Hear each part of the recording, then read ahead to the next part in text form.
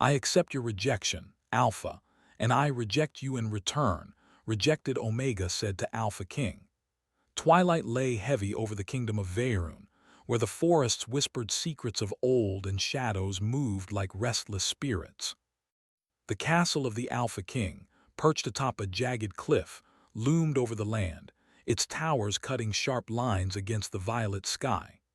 Inside, the halls smelled of stone and smoke, echoing with the whispers of warriors and courtiers.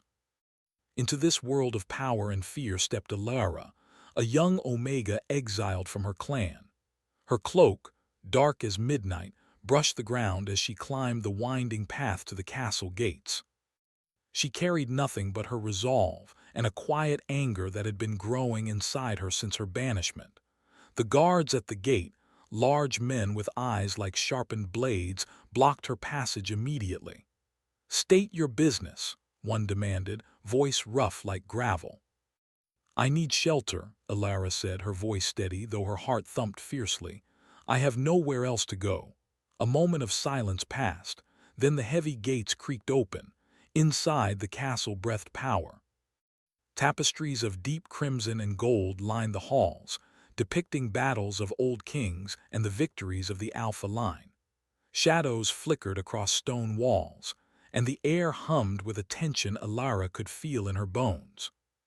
She was led into the throne room, where the Alpha King sat like a mountain of darkness.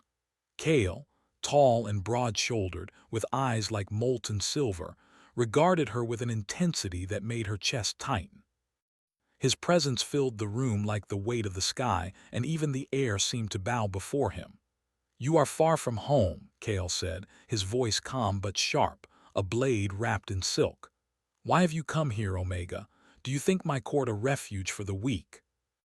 Alara straightened, lifting her chin, even as her knees trembled. She had faced ridicule, danger, and rejection all her life, and she would not bow now. "I accept your rejection, Alpha," she said, voice steady, though the words caught slightly in her throat. "And I reject you in return." The court fell silent. Courtiers froze mid-step and the warriors shifted uneasily. Never had anyone dared speak to Kale this way. His silver eyes narrowed, a spark of both shock and interest igniting behind them. Kale leaned forward, resting his hands on the arms of the throne. His gaze bored into her as though he could weigh her soul. "You are bold or foolish," he murmured, almost to himself. Alara's pulse raced, but she held his stare. "Perhaps both. But I will not beg for kindness I do not need." A flicker of a smile ghosted Kale's lips, and it vanished as quickly as it appeared. He rose, each movement deliberate, his shadow swallowing the room. "Very well," he said finally. "You will stay. Not because I offer you mercy, but because I wish to see if you survive my court. Guards, show her to the guest chambers, but do not think this makes her safe." Alara followed silently, her heart thundering in her ears. Every step through the castle echoed like a drumbeat of fate. She had crossed into a world ruled by power, pride, and danger, and she could feel the threads of destiny tightening around her. Her chamber was sparsely furnished, stone walls bare except for a single window that framed the forest below. Moonlight spilled through the glass, painting the room in silver. Alara pressed her palms to her chest, feeling the rhythm of her heart. She had entered the den of a king, and he had noticed her defiance. That alone felt like victory. Meanwhile, Kale returned to the throne room. The court murmured, but none dared approach. His mind was a storm, thoughts of Alara twisting inside him. She had dared to defy him, bold, unafraid, and strangely magnetic. No one had ever met his rejection with such fire. Yet beneath his fascination was the shadow of caution. His life, bound by a centuries-old curse, left him unable to truly touch or trust anyone. To allow intimacy was dangerous. To allow affection could be fatal. And yet, her eyes haunted him, bright and unwavering. The next days tested Alara in ways she had not imagined. She attended court proceedings, watched as the Alpha King made decisions that shaped the lives of hundreds, and observed the delicate dance of power among the nobles and warriors. Kale, ever watchful, often called her into the hall for discussions, each encounter a spark of tension.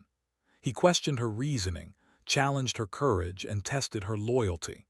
But she met each challenge with equal determination, refusing to bow or plead. One evening, as twilight bled into night, Kale summoned her to the garden. The garden was a wild tangle of shadowed paths and moonlit flowers, a secret place hidden from the eyes of the court. The air smelled of wet earth and night-blooming lilies, and the soft glow of lanterns cast everything in silver and gold. "You move through my court as if it is your own," Kale said, his tone even, yet edged with something unspoken. "Do you not fear what it might cost you?" "I fear little," Alara replied, "and less for myself than for the chance to live truthfully." Kale studied her, eyes narrowing slightly. "Truthfully or recklessly?" "Perhaps both," she said, and she saw the faintest twitch of surprise cross his face. The tension between them stretched, silent yet electric. In the stillness, Alara felt the weight of his power, the pull of his presence, and the quiet question of whether he was more curious or more dangerous than anyone she had ever known. But as the night deepened, their conversation was interrupted by a sudden cry from the castle. A scout burst into the garden, breathless and wide-eyed. "Your Majesty," he gasped, "a pack of raiders approaching from the eastern woods." "They come under the black moon, armed and prepared." Kale's eyes hardened. The calm, measured king vanished, replaced by the alpha whose warriors feared no man. He drew his sword, long and dark, its edge reflecting the moonlight like a shard of silver. Alara watched, heart pounding, as Kale moved through the garden with deadly grace. "Stay here," he said, voice low but commanding. "Do not come near, this is my battle." But Alara could not turn away. Something inside her surged, courage, instinct, and defiance all tangled together. She stepped forward, but a firm hand on her shoulder stopped her. "Do not test me, Omega," Kale said, his silver eyes locking on hers. There was warning there, but also something else. Something unspoken, a flicker of acknowledgement. The raiders came like shadows in the forest, their howls carried on the wind. Torches lit their path, painting the night in gold and red. Kale stood at the entrance to the castle, his presence alone enough to make the raiders pause. His warriors rallied behind him, forming an unbreakable line. Alara watched from the garden, hidden behind a trellis, her mind racing. She knew she could not fight, they would overwhelm her, but she could see, feel, and understand. This man, feared by all, moved not just with strength, but with a quiet, terrifying command. Every decision was precise, every movement held power. The clash came quickly. Steel met steel, a flurry of sparks and shadow. The warriors of the Alpha King fought with skill and loyalty, but it was Kale who turned the tide. He moved like a storm incarnate, swift, decisive, unstoppable. Yet even as he defended his court, Alara sensed something deeper. Kale's eyes, when they flickered to her hidden spot, held not anger but recognition. Respect, perhaps, or curiosity, or something even stranger, something dangerous to both of them. When the raiders finally fled, broken and beaten, the castle lay silent once more. Torches burned low, casting trembling light across the walls. Kale returned to the throne room, silent, his sword dripping with shadow and rain. Alara remained in the garden, watching him from afar. She felt a strange mix of fear, awe, and something else, a pull she could not explain. In that moment she understood the depth of the world she had entered. Power was more than strength. It was command, fear, respect, and even longing. She had crossed the threshold of the Alpha King's court, defied his authority, and survived. Yet as she retreated to her chamber that night, a question lingered in her mind, heavy as the moon over Veyrun. Would her defiance protect her, or draw her deeper into a danger she could never escape? And somewhere in the silent halls of the castle, Kale, the Alpha King, sat on his throne, his thoughts circling her like wolves in the night. He had seen her courage, her fire, and her refusal to kneel. And for the first time in decades, the weight of his own loneliness pressed upon him like never before. The night settled over the castle, full of whispers and shadows, carrying with it a promise. Their paths were intertwined now, whether by fate, defiance, or something far older and darker than either of them could yet understand. And in that silence, both Alara and Kale felt the stirrings of a storm neither could ignore. The castle of Veyrun was quieter now, but not peaceful. The raid had left scars on the walls, on the minds of the warriors, and most of all, on the Alpha King himself. Kale moved through the halls with his usual command, yet there was a storm beneath his calm exterior. Every glance toward the guest chambers where Alara stayed made his pulse tighten in ways he did not understand. Alara had settled into the rhythm of the court, though the court itself remained a maze of danger. She was neither servant nor noble, a presence tolerated only because the Alpha King had permitted it. She was constantly tested, by guards, by nobles, even by Kale himself. Yet she refused to bend or falter, and in that defiance she began to earn quiet admiration, and quietly, the wary eyes of Kale. One evening, Kale summoned her to the garden once more. The sky was a deep indigo, and mist curled around the flowers like ghostly fingers. Lanterns glimmered, but their light could not reach the shadows in the corners of the garden, where secrets whispered to those who would listen. "You move through my halls with confidence," Kale said, stepping closer, his silver eyes reflecting the lantern's glow. "But confidence can be mistaken for recklessness. Do you understand that?" "I understand," Alara said, "but I will not hide who I am, and I will not pretend to be something I am not. If that is reckless, then so be it." Kale studied her, his jaw tightening. There was a pull he could not name, a tension between them that was both dangerous and intoxicating. She was not just defiant. She was sharp, perceptive, and brave in ways that reminded him of a part of himself he had buried long ago. "You are not like the others," he said softly. "You do not fear me, but you do not underestimate me either. That is unusual." "I do not fear what I must survive," she said, her voice steady. "And I have learned that underestimating anyone, especially those in power, is a mistake." The words struck Kale harder than he expected. Her courage was a mirror to his own past, a past where he had been young, strong, but naive. That reflection unsettled him. He wanted to test her, to see how far her resolve could go. But he also feared that in pushing her too far, he would learn something about himself he might not be ready to face. Before he could respond, a sudden cry came from the castle. The tension in the air shifted, a warning that danger never rested in Veyrun. A young warrior, breathless and pale, burst into the garden. "Your Majesty," he gasped. "A rider from the eastern border. He brings word of the northern tribes. They move in numbers greater than expected. They have allied with shadow wolves, creatures from the cursed forest." Kale's eyes darkened. The cursed forest lay beyond the northern mountains, a place no human or wolf dared enter lightly. Shadows moved there like living things, whispering to those who listened. Even the bravest warriors spoke of the forest in hushed tones. "Shadow wolves," Kale murmured, his voice tight. "If they come to the kingdom, all that I have built may fall. And yet I do not fear them as much as I fear what they may awaken in me." Alara stepped forward despite the warning in Kale's gaze. Her chest swelled with a mixture of fear and determination. "I may not be a warrior," she said, "but I can help. I can fight if you allow me." Kale's silver eyes locked on hers, sharp and piercing.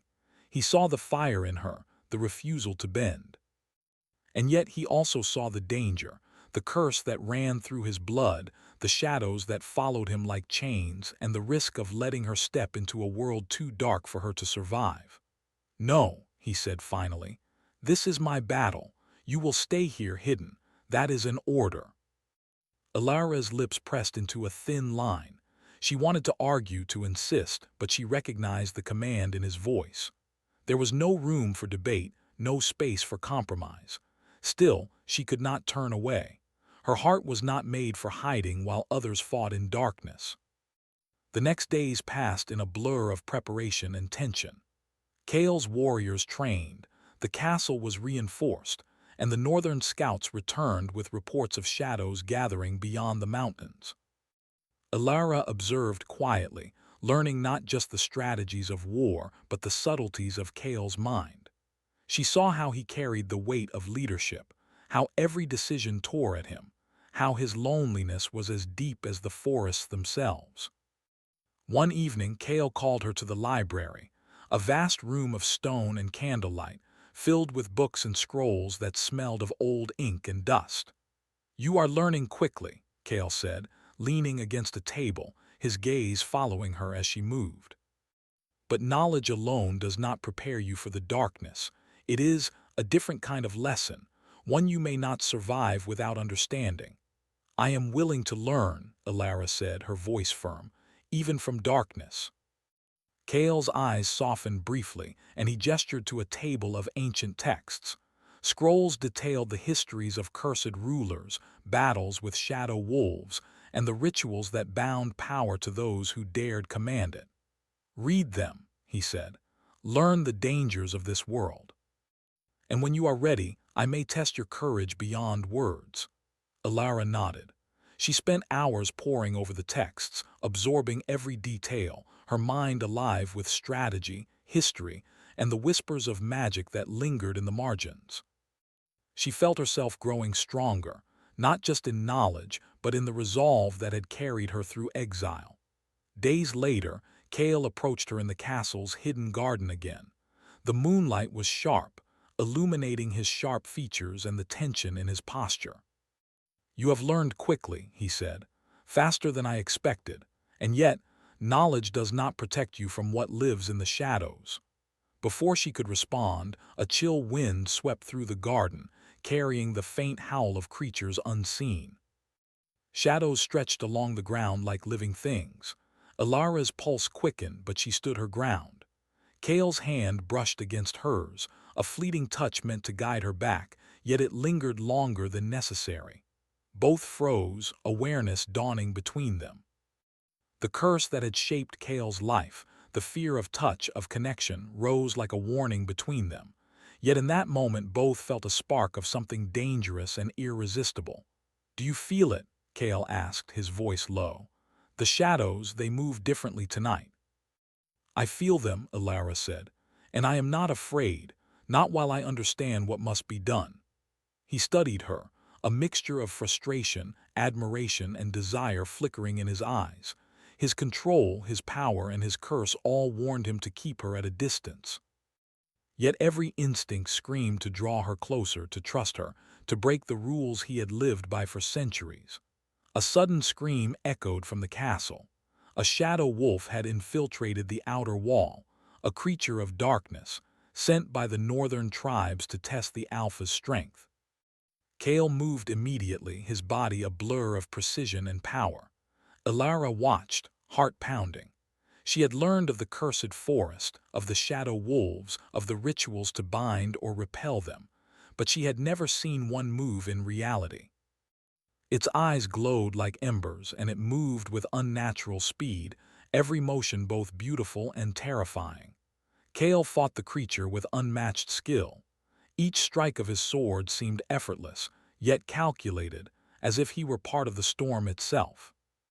Ilara felt both awe and fear, knowing the danger was real, yet seeing the brilliance of the Alpha in action. In a moment of desperation, the shadow wolf lunged toward Kale.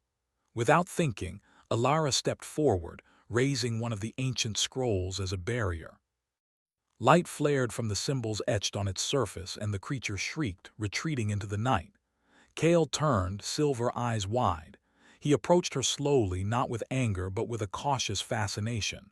You saved me," he said, voice rough, almost a whisper. "Do you realize what that means? How dangerous that was?" Ilara looked at him steadily. "I am not afraid of danger, Kale. I am afraid only of standing aside while darkness consumes what must be protected." He regarded her in silence, the weight of his curse pressing against his chest. In that instant, the bond between them, unspoken, unacknowledged, grew heavier, more tangible. The touch of her hand, the courage in her eyes, the defiance of her spirit, it all stirred something long dormant in him. And yet the night was not done. Beyond the mountains, beyond the forests, the northern tribes gathered, their numbers growing, their plans dark and deliberate. The shadow wolves were only a beginning. Kale's hand hovered near hers, tempted, but he withdrew. "You will be tested again," he said, voice low and serious.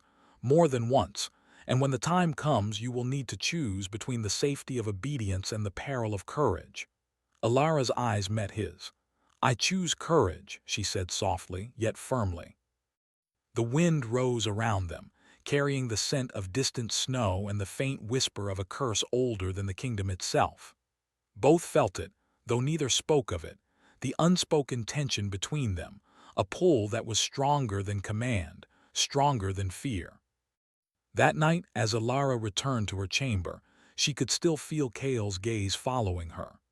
The Alpha King, who had ruled with fear and strength for decades, found himself caught in the first threads of a storm he could not control.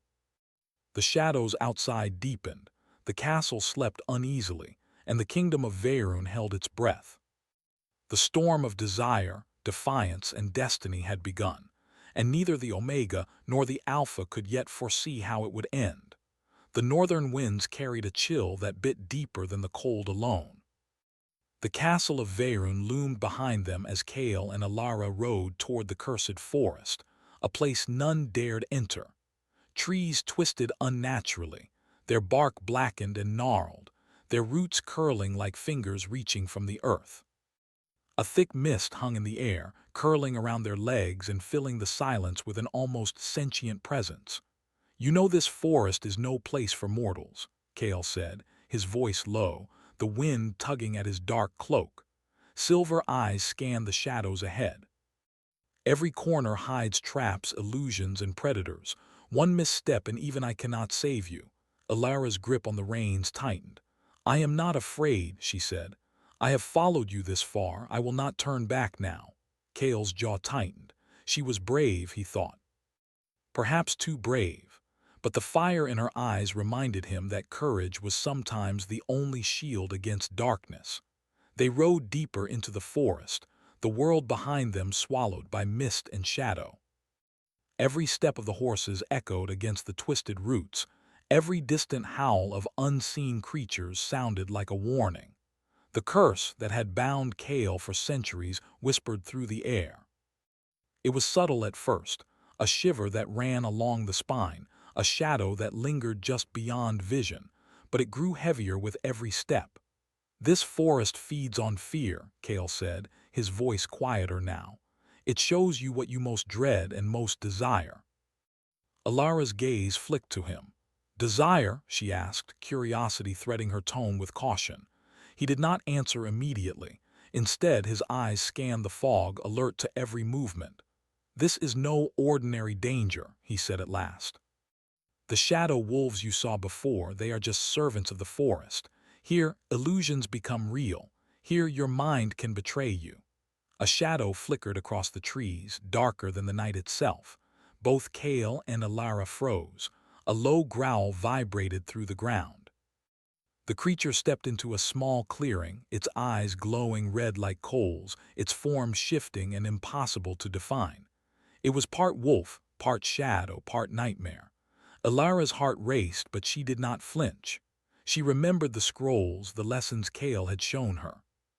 "Kale," she said, voice steady, "I know what I must do. Stand back." Kale's hand brushed hers instinctively, stopping her. "No," he said sharply, "you must not face it alone. This is my duty." "But you cannot do everything," she said. Her silver gaze met his, and for a heartbeat the forest's chill seemed to pause. "I will not be hidden while danger passes. I will face it." Kale's eyes darkened. There was no argument that would change her mind. Slowly, he nodded. Together, they stepped toward the shadow wolf. The creature lunged, and Kale moved first, striking with deadly precision. Alara followed his movements, recalling the symbols she had studied, tracing the gestures she had practiced. Light flared from her hands as she cast a protective ward, causing the creature to stagger. For a moment they fought in perfect harmony, Alpha and Omega, strength and knowledge, instinct and courage. And then the forest itself seemed to react. Shadows stretched along the ground, twisting into shapes that mimicked their fears, twisted versions of themselves, illusions meant to shake their hearts. Alara gasped as she saw herself, exiled, rejected, surrounded by whispers of doubt and ridicule. Kale's illusions were different, ghostly figures of past loves, mistakes, and betrayals he had never forgiven. Both faced their deepest fears, the cursed forest testing not just their skill but their hearts. Ilara, Kale called, voice tight. Focus on the present. Do not let the shadows control you, she nodded, swallowing her fear. Her mind cleared, her will sharpened. We fight together, she said, only together. The shadow wolf lunged once more, and this time their combined effort drove it back. Light from Alara's wards cut through the darkness, and Kale's sword struck true. The creature howled, vanishing into the mist with a final shudder. Both stood breathing heavily, their eyes meeting in the silence. For a moment, words were unnecessary. The bond between them, forged in courage and survival, had deepened. Kale's hand hovered near hers, but he did not reach. The curse, ancient and cruel, still warned him that touch could be dangerous, yet the pull was undeniable. Alara's courage, her defiance, her unwavering gaze, each stirred a longing Kale had long suppressed. He found himself wondering how it would feel to let go, to trust, to allow the bond that the curse forbade. They continued through the forest, moving cautiously, alert to every sound. Shadows danced along the trees, whispers of spirits long dead brushing against their ears. Alara sensed the forest testing her resolve again, not just her bravery but her heart. You carry a burden, she said softly, glancing at Kale. I can feel it, a weight older than the forest itself. Kale's jaw tightened. It is a curse, he said. I have carried it for centuries. It prevents me from touching, from trusting, from loving. Every connection brings danger, and yet every moment alone brings loneliness deeper than death. Alara listened quietly. Her heart ached for him, not pity but understanding. Perhaps, she said, we can find another way, not to break the curse but to live despite it. He turned to her, silver eyes sharp yet vulnerable. Do you not fear it? That being near me could cost you everything. I fear only standing aside while darkness claims what should be defended, she said. If that is a risk, I will take it. Kale regarded her silently. The forest around them seemed to pause, as though even nature recognized the weight of her words.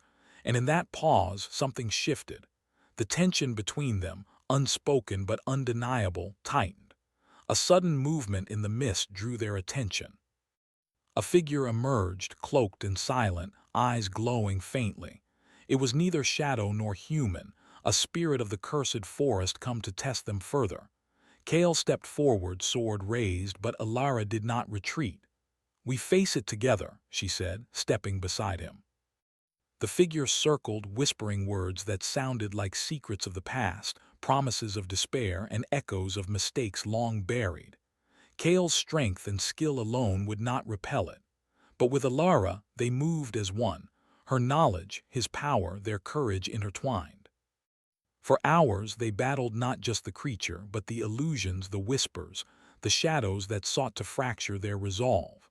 And when the first light of dawn broke through the forest canopy, the mist thinned, the shadows fled, and silence returned. Both stood exhausted, their breaths mingling with the cool morning air. Kale lowered his sword, his eyes lingering on Alara.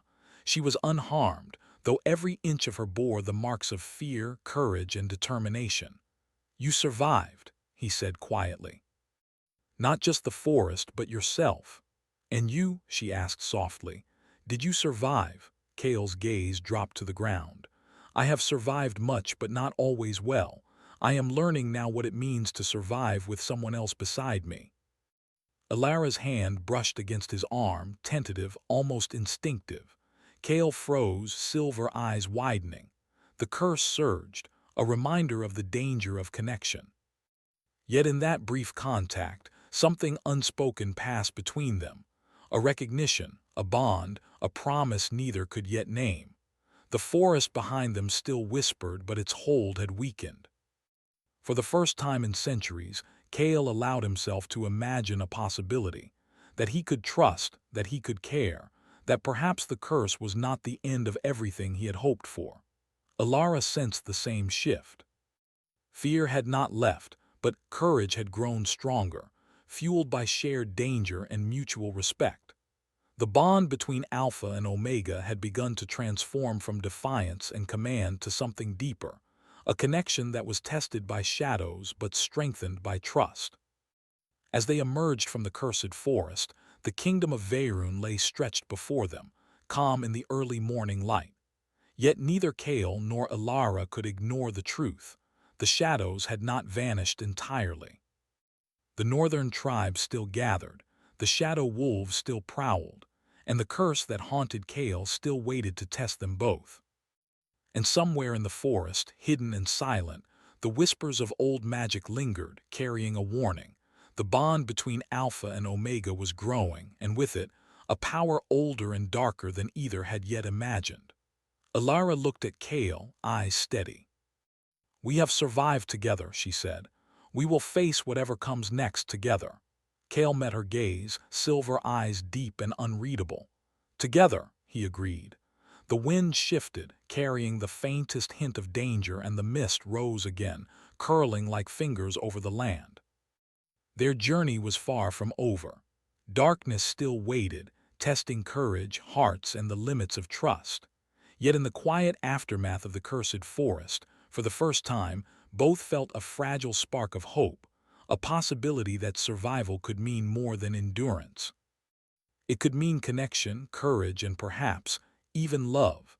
The first light of dawn stretched over the kingdom of Veyrun, painting the castle towers in soft gold and violet. Yet the calm was fragile. Beyond the northern mountains, the shadow wolves and the allied tribes gathered, their numbers swelling like the tide. Inside the castle, the air was thick with tension. Warriors polished weapons, guards whispered warnings, and the Alpha King, Cale, sat in his throne room, silver eyes dark with thought. But Cale's mind was not on strategy alone.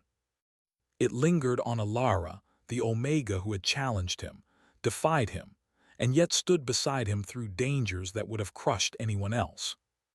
Their bond had grown through shadow and fire, through fear and courage, and now it was no longer just defiance. It had become something deeper, something neither of them dared name aloud. Alara entered the throne room quietly, her dark cloak brushing the stone floor.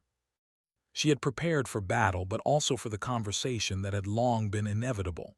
She stopped before him, her gaze steady, unwavering. "Cale," she said softly, "we have survived much. The forest, the shadow wolves, the illusions, and yet there is still more to face.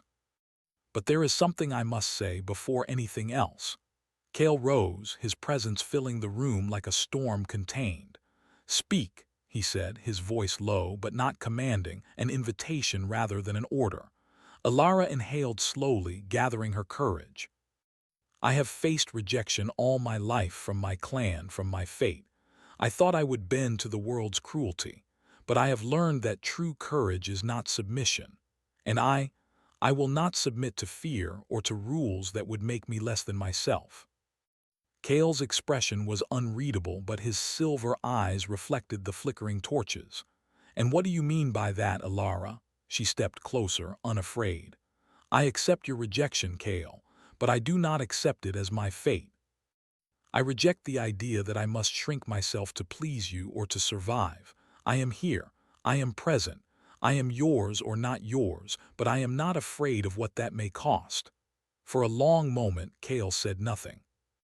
His mind raced, caught between centuries of loneliness, a curse older than any he had known, and the pull he felt toward her. Every instinct told him to guard, to resist, to push away. And yet, every emotion, every thought, every heartbeat drew him closer. "You risk much standing here," he said at last. "You could be hurt or worse. Do you understand that?" "I do," she replied, "and I am willing." The castle shook suddenly, as if the walls themselves understood the stakes. Outside, the northern tribes and shadow wolves were advancing, their presence pressing upon the land like a storm. Kale turned toward the window, watching the dark tide creep closer, yet his attention was drawn back to her. "You stand beside me," he said quietly. "Not as a servant, not as an obedient follower, but as yourself. That terrifies me as much as it strengthens me." Alara met his gaze. "Then let it strengthen you, not terrify you." The moment was broken by the sound of the northern army striking the castle gates. Steel clashed, war cries pierced the air, and the shadow wolves howled in unison, a sound that rattled the bones.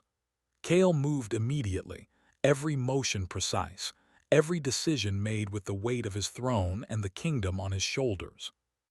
Alara followed, not behind him but beside him.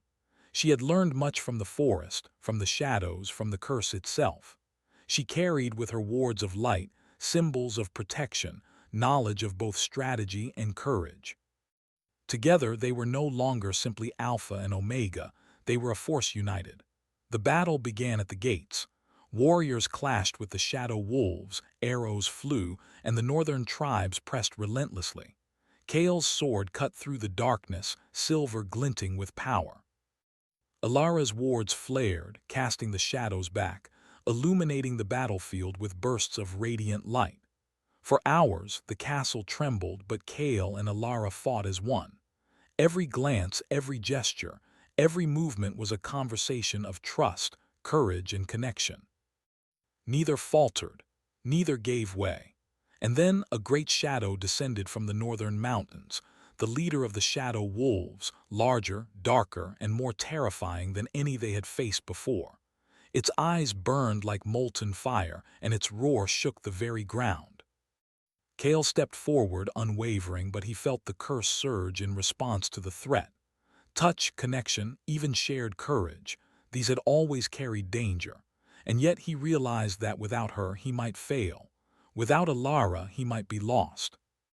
"Alara," he said, voice low but commanding, "we must do this together, trust me." "I do," she replied. Her hand brushed his, and for the first time the curse flared not as warning but as recognition. A bridge formed between them, a bond of courage and heart breaking centuries of fear. The leader of the shadow wolves lunged. Kale struck first, but the creature was cunning, powerful, and relentless. Alara raised her wards, the symbols glowing like silver fire. Light and steel met darkness, and the battlefield seemed suspended in a clash of forces older than any living memory. In a final moment, Kale and Alara stood together, combining sword and magic. The leader roared one last time, then dissipated into shadow, leaving the northern tribes in disarray. Their warriors fled, leaving the castle victorious but scarred. Breathless, Kale lowered his sword and looked at her. Every thought, every fear, every barrier of the curse had been challenged, tested, and broken. The air between them hummed with power and something deeper, trust, connection, and a fragile, beautiful bond. "Alara," he said, voice soft, almost unrecognizable in its vulnerability. "You risked everything for me, for this kingdom, for me." She stepped closer, no longer afraid. "We risked it together," she said, "and we survived together." Kale's hand hovered near hers, then settled over it, warm, solid, and real.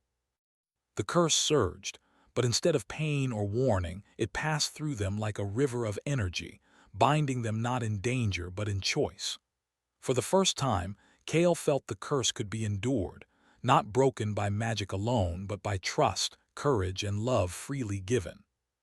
The throne room, the castle, the kingdom, it all seemed to exhale. Warriors watched in silence as the Alpha King knelt, not in submission, but in reverence to the Omega who had challenged him, survived him, and now stood beside him as equals. Alara's eyes shimmered, not with fear but with understanding. She reached for him, placing her hand over his. "You do not need to rule alone anymore," she said. "Not if you allow me beside you." Kale's silver eyes softened, the weight of centuries of solitude falling away. "Then I do not need to be alone," he admitted, voice steady, yet filled with emotion he had long denied. Outside, the morning sun rose, spilling golden light across Veyrun, painting the castle in warmth after a long night of darkness. The shadows of the forest had retreated, the northern tribes defeated, and the kingdom was safe for now. But safety was not the victory. The true triumph lay in hearts unguarded, in courage recognized, and in a bond forged not by fear but by choice. Kale and Alara stood together, the Alpha and the Omega, bound by trust, respect, and a connection that had survived both darkness and the curse. "You are remarkable," Kale said finally, a small smile touching his lips.